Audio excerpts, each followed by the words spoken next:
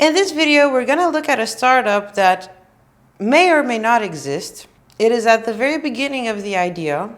We're going to assess where it is on the funding round scheduling. And we're going to determine based on the value we're going to first make a value proposition for this.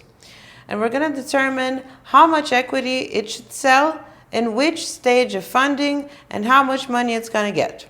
Before we get into it, hello, my name is Serena. I am a business growth strategist.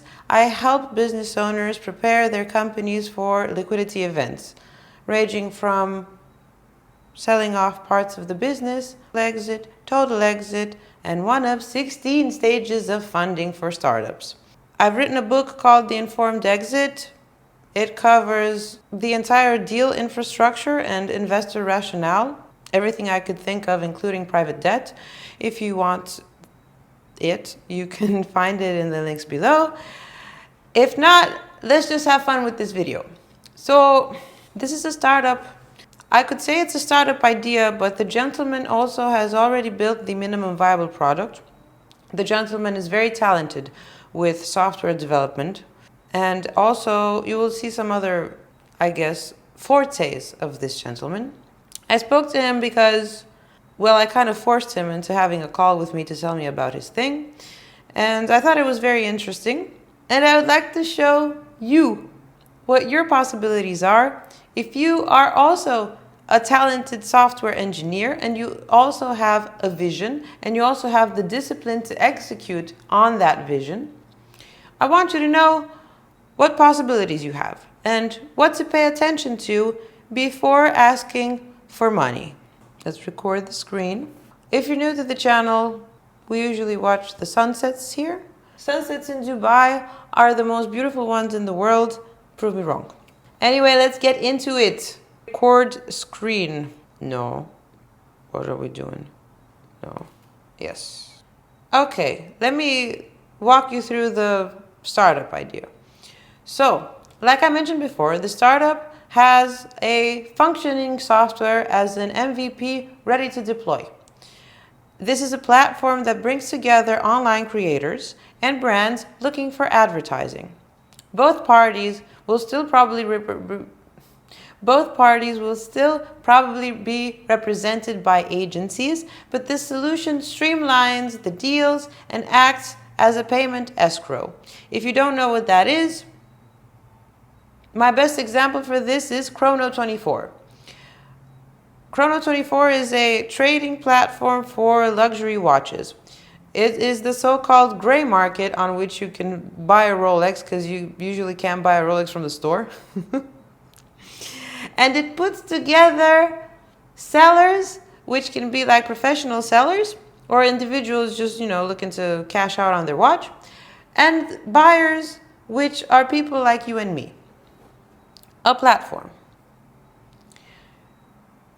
The escrow part, for Chrono24 at least, means that I give the money to the platform and I have a 2-week window in which I can receive the watch and look at it and go like, this watch is shit, I don't want it anymore, and I can sell it back. And so Chrono24 gives me back my money, but if I keep it, or if 2 weeks passed, then Chrono24 gives the money to the seller, which is, kind of bullshit for the seller because ultimately I think they have to wait for the cash out for up to 1 month or something, and there's also some processing fees, but you know what? That's the price of buying a gray market Rolex or selling a gray market Rolex. Anyway, back to this. I've mentioned that this is a platform that brings together online creators and brands because I guess you're obviously familiar with this. When somebody builds an online presence that is big enough or relevant enough in a specific niche, they have the opportunity to collaborate with brands and talk about how good a product is. If there's someone that's known for being a good videographer, obviously he's going to talk about cameras. If it's a hot babe, she's probably going to talk about some skincare products or a fitness regime or something. Like, niches. Usually those transactions happen either between the creator himself or herself or themselves and the agency running the campaign for the brand, if it's a bigger brand. Sometimes brands have in-house marketing, and so the brand directly contacts, or sometimes, in order for the creator to be free to create, they have their own agency that also has other people as well. We can call this a management agency. And they already know what types of brand are most suitable for this creator. Well, this solution is a platform that kind of standardizes this whole thing, this whole deal dance between the two parties. In reality, both parties will still probably be represented by agencies. So the operators for this platform will still for a while be agencies, but the solution streamlines the deals and acts like a payment escrow, like I mentioned before. In the case of this startup, the founder has vast experience in software engineering. I'm not going to say what, but I'm just going to say that I trust this guy. He built some things that could have been sold off to OpenAI like it was nothing. The founder also has a consolidated network of creators ready to deploy and advertise his own solution on their channels. His total network of creators is of 5,000 creators. That means that this founder not only already has the product itself, but he also has the distribution, which is really good. It's really important. It makes or breaks a startup. Like I mentioned at the beginning of this video, this is like Schrodinger's startup because it exists and it doesn't exist as well. But these two really good strong suits of the founder imply that it's more of an existing startup than just a bedroom startup, like this crazy idea that somebody had during a fever dream of Monster and Zins and vibe coding, if you know what I mean. If you know, you know. Those are really fun. Anyway, the partnerships are 3 creators with over 1 million followers on Instagram. We have one based in Dubai, one based in London, and one based in Berlin, which is absolutely awesome because, it's consumer goods. I had to mention that the creator economy in 2025 had a budget of $37 billion for paid partnerships. This is going to help us in order for us to understand how much money this thing can make. So the value proposition for both creators and for brands is an unbiased, standardized platform for deal making. Think of it as a stock exchange, but like for attention. It's an attention stock exchange. And that means that it has market prices for paid partnerships and it has standard deliverables and deadlines as well for different types of content, If this platform acts like Chrono24, perhaps bidding might be allowed. Now, the founder didn't tell me this, but this is something that, just naturally occurred when I did the comparison between the two. Funds will be held in escrow for 1 to 2 weeks. Now that I think of it, maybe 1 to 2 weeks is a little short. Let's go to 2 to 3 weeks. And then the transaction will be considered final. So the brand is protected in the sense that it has an opportunity to say, no, I don't like this yet. You need to change this, you need to change that. Let's leave it at 2 weeks. And I don't know if you know this, but usually these types of brand deals have a really large sales cycle in the sense that payout can occur 60 to 90 days after posting. People say this is an industry average. I would not blame it on the industry because this industry is very, very new. So we can't really say industry standards if this industry itself has less than a decade. You know what I mean? And so I believe, as a manager of a publisher, I believe that many times the 60 to 90 day thing is because of the agency representing the brand itself, because of the cash flow. This is a historical problem around advertising, and I might get hate for this, but yes, I believe that the slow payout is because of their cash flow. And you know what? It's 2026, and brands can go directly to creators. Yes, that is true. And at the same time, creators themselves can just give performance reports out of their own analytics and stuff. Like, slowly but surely, the agencies maybe will be phased out, but the platform itself, well, the platform itself is a really good step towards this phase out, you know? Maybe agencies should figure out other ways to bring value, because I'm not that convinced of the way that agencies bring value to creators, and not even to brands either. Whatever, I'm digressing. Both parties, so both creators and brands, are free to post jobs and availability.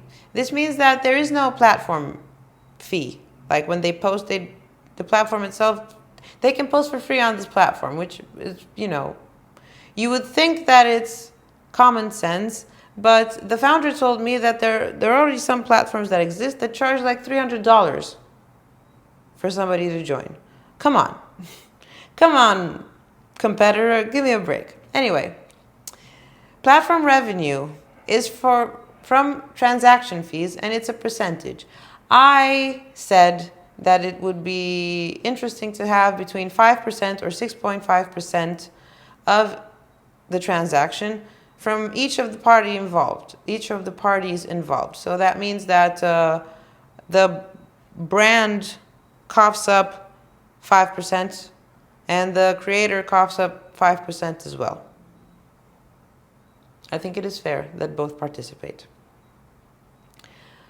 The platform includes a payment gateway, and I mentioned this because this is important nowadays, where creators keep looking for alternatives. They don't really have that many alternatives for a payment processor. They have Stripe OG, but the issue with Stripe is sometimes it can become a liability because of, I think they're preparing for an IPO or something.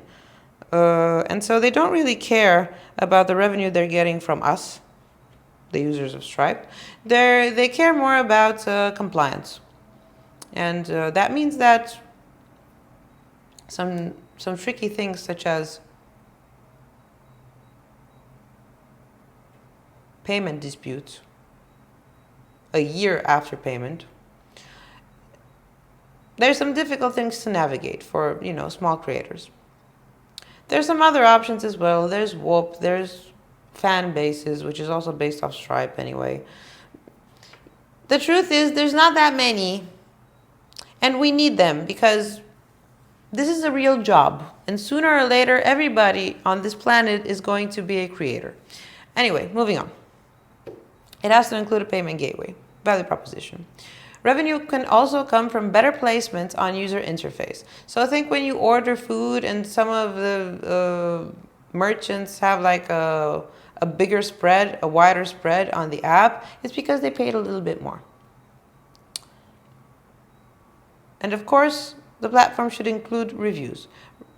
Reviews on working with Disney or with Shelby Sapp. If she has brand deals, I don't know. But you know what I mean. Okay. I mentioned this is a pre-seed funding round. Why did I mention that? Because if you go to my book, yes, here it is, 16 stages of funding. So I have them written down as in what exactly is the purpose of the funding round. So in case of pre-seed, we validate the problem because it hasn't been validated yet, and we further refine this MVP that this gentleman has built. This means still high founder control, and one example for a pre-seed was Canva in 2012 when they sold off between 5 and 10% to angel investors for an early MVP. This is Canva, so it worked. Canva. It's not seed because we haven't proved demand yet, and we don't have a product market fit. I think you've noticed by now we're only dancing around the topic of creators, but we haven't really addressed a specific niche. I mentioned hot girls' fitness routines. I mentioned videographers' camera equipment. We don't know yet which niche we are targeting, but eventually after deploying the MVP and running some tests and stuff, putting it in the hands of the creators, it's going to be more useful for some creators and less useful for like maybe hotel deals or something like that. So pre-seed. The potential use of this funding would be to take the MVP and make it a full product with campaigns, with chat, with files, with approvals, and with payouts. Yes. The funds would be used for payments and compliance with the escrow flow, with the KYC, with the AML, with the risk controls. Of course, funds would also go to ops and support, trust and disputes, platform safety, customer support. And last but not least, it would go to brand growth, to the partnerships, to sales, to PR, to performance marketing. This guy knows what he's talking about. I love you. You're really good at what you do. I really hope you're going to achieve that huge goal that you talked to me about. He didn't say I could talk about it. Anyway, I would like for this to calculate the total addressable market, the serviceable addressable market, and the serviceable obtainable market for this. We want to also estimate the average audience size for 5,000 mid to large scale social media accounts. And the unit of measure for advertising, the fundamental unit of measure of advertising, in my opinion, is the CPM, the cost per mil, the cost per 1,000 views. Because that's ultimately why we're doing this in the first place. It's not sales, because this is awareness. The creators are not in charge of how many sales that person makes. The creators their responsibility is awareness to a certain audience, their audience. And as such, we have standard rates for that. So if standard CPM for Dubai here is like $20, specialized CPM, which is niched, it would be a little over 2x. So it would be $40, $50. If standard CPM for London is $60, then specialized CPM would be $100. And if standard CPM for Berlin would be $30, specialized CPM for Berlin would be like $60. Those people are very careful with their funds. That's why I made it a little bit lower. Anyway, we have to estimate, based on all these other estimations, we have to estimate the average revenue per user, and also the average value per transaction. So we will estimate an average lifetime value. For pre-seed funding round, we need to know how much they could raise for this round and how much equity they have to sell. I remind you that Canva sold between 5 and 10%. We don't really know. And one of the options in this case is not selling necessarily direct stake in this, but selling something called a convertible note. A convertible note means that a fund gives you money and it's considered a loan. It's liability. In accounting, it's liability, it's debt. And that later on at maturation date, it converts into equity, and the equity percentage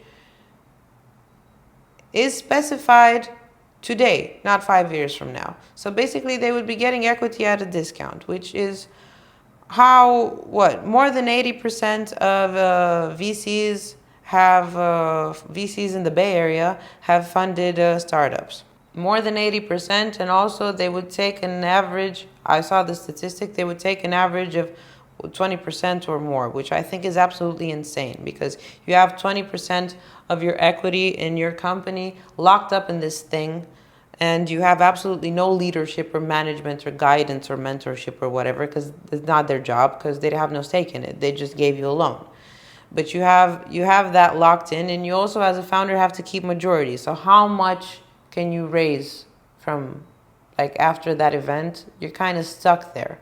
You're kind of stuck for 3 to 5 years. I think it's a little it's an aggressive way from VC funds to fund things. I don't know. But at the same time, it's risk averse for them. Whatever. It might be a good value proposition. Convertible notes were used. I don't know if they still use them, but like they used to be used by Y Combinator for tech startups. And at the time, the average equity would be 5-7%, which I think is very decent. 22% is absolutely insane. Anyway, moving on. We would also need a roadmap and the budgeting for the funding. So we would also at the same time need to specify some exit scenarios for investors 3 to 5 years from now. Because, maybe they don't care about this thing and they don't really want to have equity in this thing. They just want to make money, and we should give them, the value proposition should include this as well. So I'm going to take all this information and I'm going to put them in my large language model. And the reason why I'm so confident and I trust large language models is because they are specifically best at this. Large language models are statistical models, right? And so they're going to tell me what is a statistical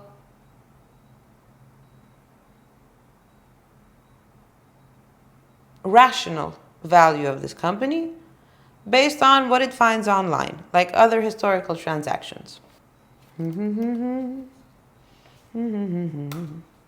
Okay, so we're going to do an investor grade pre-seed analysis with assumptions made explicit. So you can tune numbers later without breaking the logic. We would say that if the creator economy paid partnerships in 2025 were 37 billion, the platform take rate would be 5% from each side, effectively taking 10 to 13%. We'll use 11% blended for modeling. So the total addressable market for this thing is $4.1 billion. This is already a venture scale total addressable market. The serviceable market. We're not serving all geographies and all creator sizes and all deal types initially. We focus on Europe and the Middle East, and we focus on mid to large creators, paid brand partnerships only, and a conservative assumption would be 25% of the global spend. So the GMV for this would be 9.25 billion, but platform revenue would be, through the platform, would be 11%, which is $1 billion.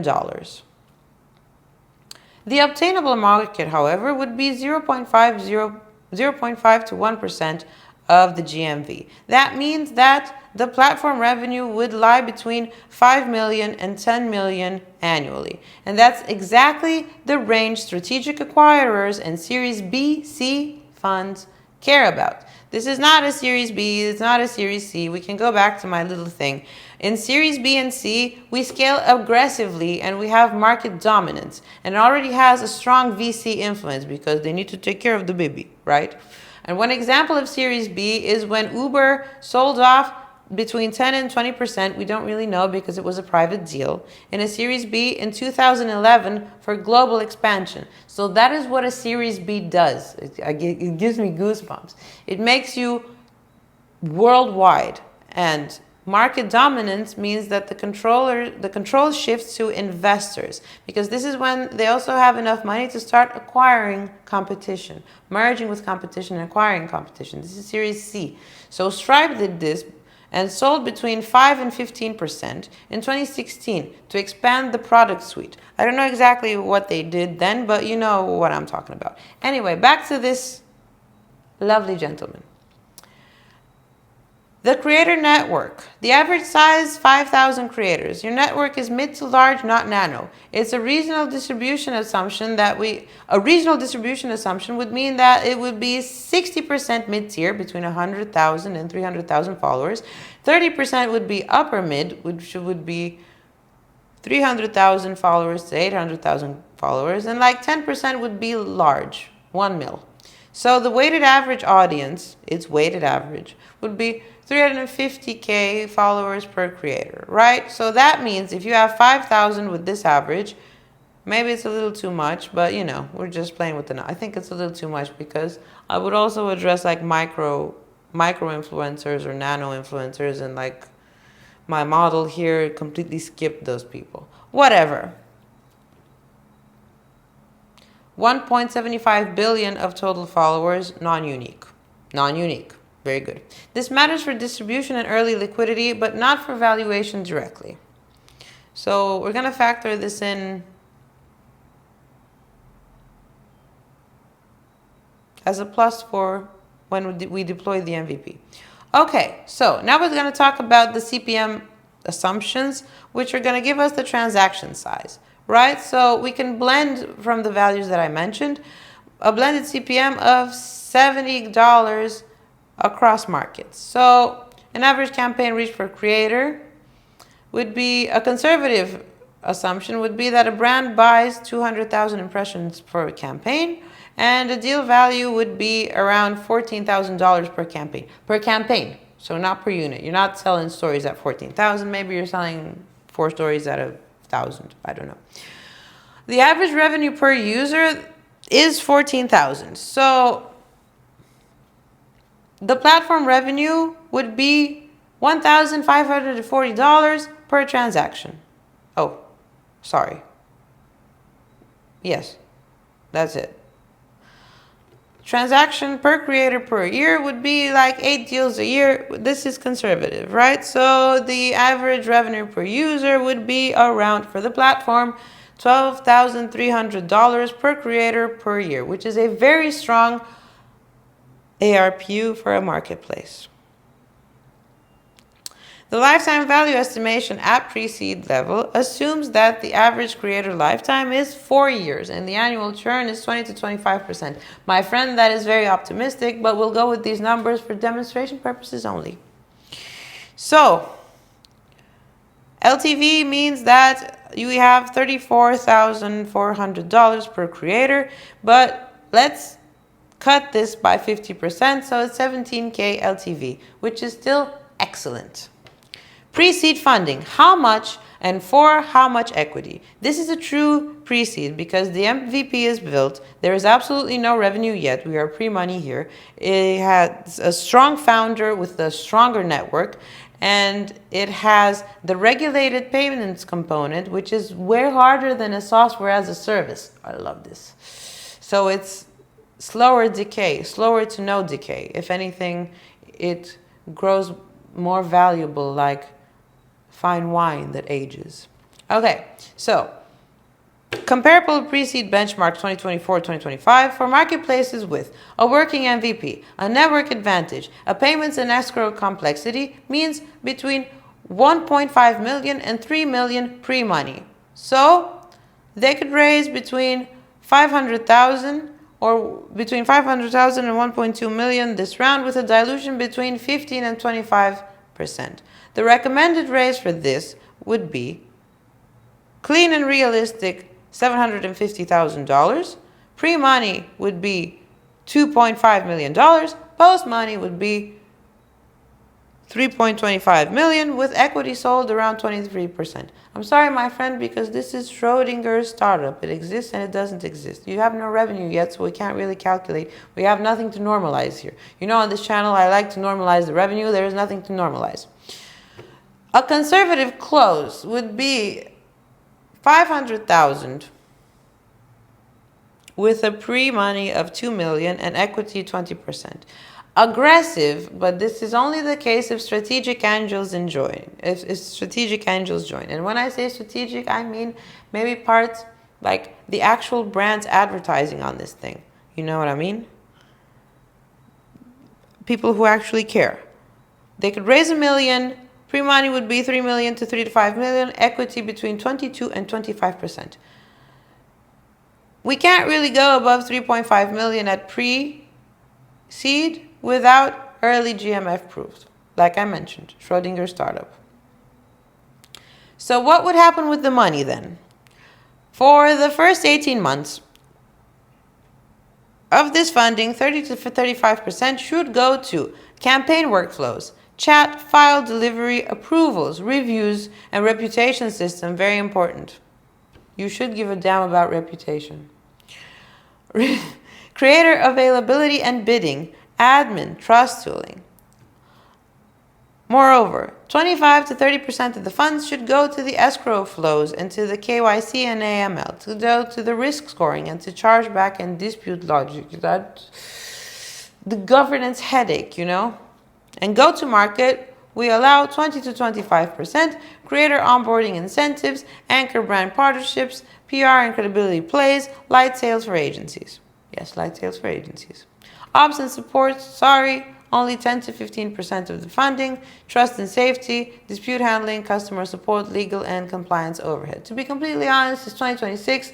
A lot of this stuff can be, you know, you can AI the shit out of it, so it's not really costing you that much money in the first place. It's really expensive to build a product with the KYC and everything, and then maybe you can, you know, ask for some favors for the go-to market.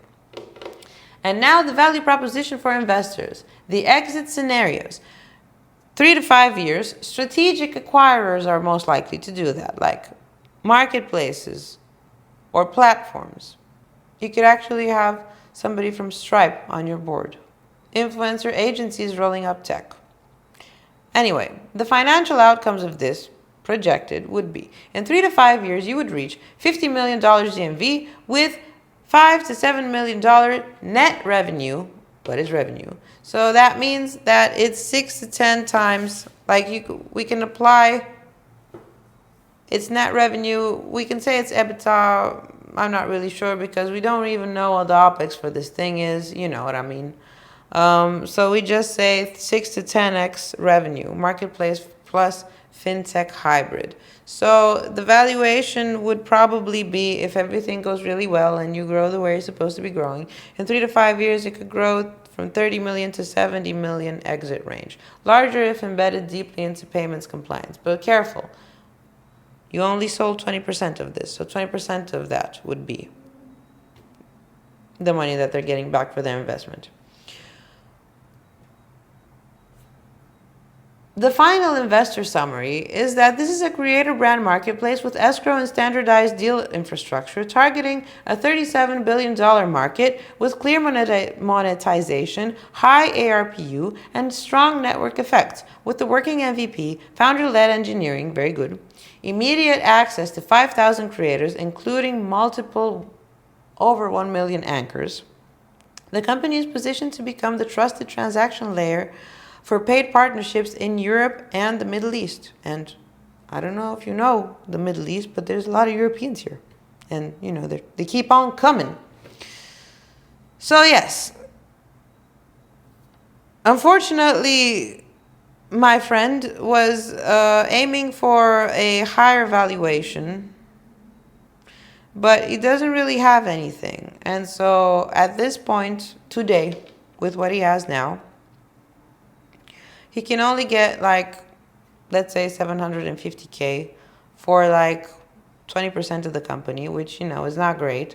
And so I recommend when you have a startup like this and you already have the network for it, just deploy it. Just deploy it. Let it run a little bit for free. Give them some sort of store credits or something. And put Stripe on it for now. And then we can see about the rest of it. But what's important is to have an actual user base. And I say this like you should have between 150 and 200 users, and you should have 6 to 12 months of data to look at. And only after that can we actually ask for millions for this company. Otherwise, we're looking at between 500,000 and 1 million, but like, you know, closer to 500,000. That's it for today. If you'd like to see some other company valuations, there's some more on this channel. If not, bye-bye.